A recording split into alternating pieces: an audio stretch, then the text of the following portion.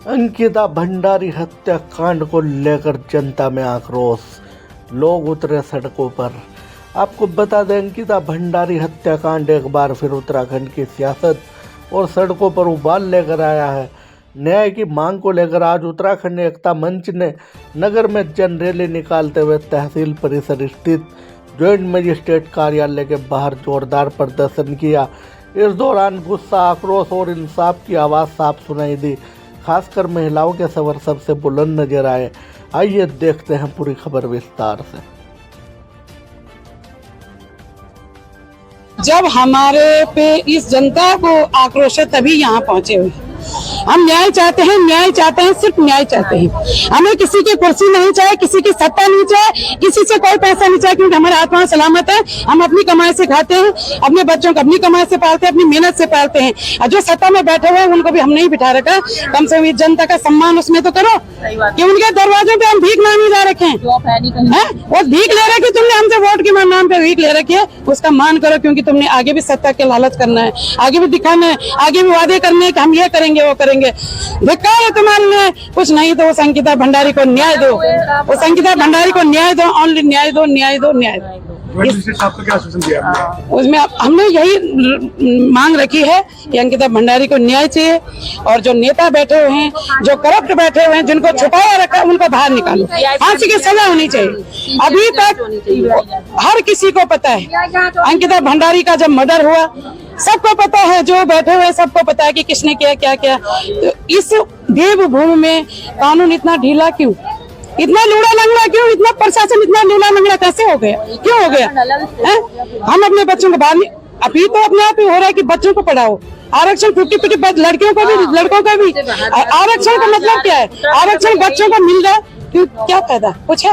हम ग्रेजुएशन करवा रहे हैं बच्चों को, मास्टर करवा रहे हैं बच्चों को, 15-15, 20-20 लाख लगा रहे हैं, और लास्ट में बच्चा नौकरी करने जा रहा है। माँ डरी हुई है, बाप डरा हुआ है, कहीं हमारे बच्चे के साथ, हमारी बेटी के साथ कुछ ना हो जाए। हम यही चाहते हैं कि सीना चौड़ा करके बेटी बाहर नौकरी करने जाए, और इन करप्टों को सख्त से सख्त सजा हो।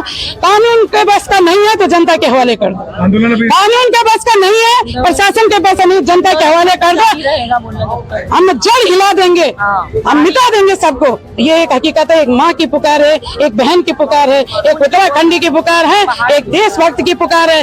और खासकर बीजेपी महिला मोर्चा से मैं बहुत शर्मिंदा हूँ, क्योंकि 50 लेडीजें घूमते हो, हमें भी बुलाते हो, हम जाते हैं, पर आज बड़ी विडम्बना है, तुम एक औरत के लिए एक औरत खड़ी नहीं हुई, एक माँ के लिए एक माँ खड़ी नहीं हुई, एक बहन के लिए एक बहन खड़ी नहीं हुई। ये वो सत्ता बाद में है, वो तुम्हें, हमें नहीं पता उनको क्या मिलता है, और कम से कम ये तो देखो कि तुम्हारे घर में एक माँ है, तुम्हारे घर में एक बेटी है। किसी की बेटी नहीं होगी, उसकी पोती होगी, उसके रिश्तेदार में कोई बेटी होगी, उसके साथ कोई अनहोनी हो जाए तो क्या होगा?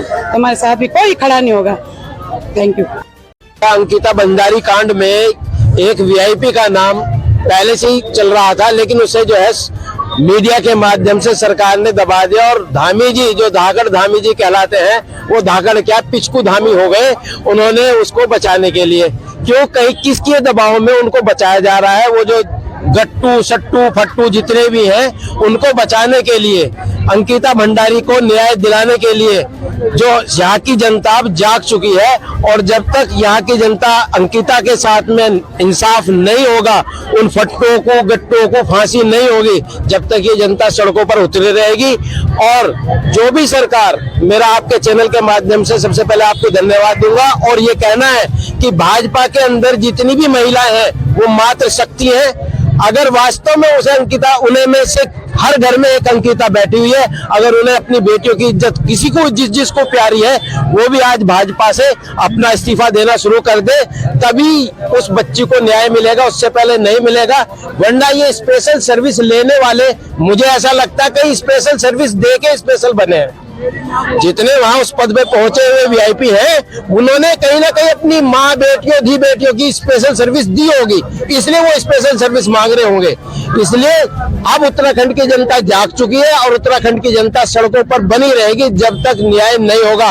इसके लिए चाहे सरकार को उखाड़ के फेंकना पड़े, भाजपा, कांग्रेस, कोई सी भी पार्टी हो, जो भी इस तरीके के नेताओं को संरक्षण देगी, जनता उनके खिलाफ खड़ी होगी। सब मिले जी। उत्तराखंड एकता मंच हमारा उत्तराखंड एकता मंच और संपूर्ण उत्तराखंड और सर्वे समाज के लोग भी इसमें शामिल है। सर्वधर्म, इसमें सब कोई पहाड़ प्लेन नहीं है, सबकी बहन बेटियां हैं और सबका एक ही नारा 2027 में सरकार को उखाड़ कर बाहर फेंकना, क्योंकि इन्होंने उत्तराखंड आंदोलन हमारी माँ बहनों ने शहादत बनाकर दिया, किसी ने खैरात में नहीं दिया। और आज उत्तराखंड बनाया इन्हीं महान बेटियों ने, इन्हीं बेटियों ने, इन्होंने माओ ने, और आज उनकी बेटियां सुरक्षित नहीं। मोदी जी कहते हैं बेटी पढ़ाओ बेटी बचाओ, मैं कह रहा बेटी को बचाना भारी पड़ गया। उन्हीं के भेजे हुए दिल्ली के बड़े बड़े दरिंदे जो यहाँ कर आकर प्रभारी और तमाम तरह की पोस्टों में बैठे और टिकट का आवंटन करते हैं और यहाँ स्पेशल सेवा के नाम पर हमारी बेटियों और बहनों को सुरक्षा का जो कवच दिया था धाकड़ धामी जी ने अपने नाम से, वो बिल्कुल खराब है। हम चाहते हैं कि मुख्यमंत्री जी इस पर इस्तीफा दे, भाजपा सरकार तुरंत यहाँ पर पूरी सरकार गिरे और दोबारा यहाँ चुनाव करे जाए और सीबीआई की जांच कर हाईकोर्ट के निर्देश पर वहां के सिटिंग जज, रिटायर्ड जज के उस पर और फांसी की सजा दी जाए और जो उम्र कैद जिन बंदों को अंदर दिया गया उनके साथ भी उनसे पूछताछ करके कड़ी पूछताछ करी जाए और उनसे बताया जाए वो वीआईपी कौन था जिसने हमारी बेटी के साथ ये गलत काम किया। हमारी और भी बेटियां सुरक्षित नहीं है मुझे लगता है। तो इसी आंदोलन को हम आगे बढ़ाएंगे। अगर सीबीआई जांच नहीं होगा तो हमने सबने सड़कों पर उतरने के लिए आंदोलन किया था, आपको पता है उत्तराखंड राज्य बना दिया। अब सरकार को उखाड़ने और इनको फांसी दिलाना, इन सबका हमारा मूल मंत्र है उत्तराखंड के आंदोलनकारियों का और संपूर्ण उत्तराखंड का। इसके लिए हम सब एक है और अब मैं चाहता हूँ मुख्यमंत्री जी इस पर इस्तीफा दे और भाजपा सरकार चुनाव कराए और सीबीआई जांच कराकर फांसी दे। जो प्रभारी जो वीवीआईपी ट्रीटमेंट हो रहा है इन वीआईपी को फांसी की सजा दे।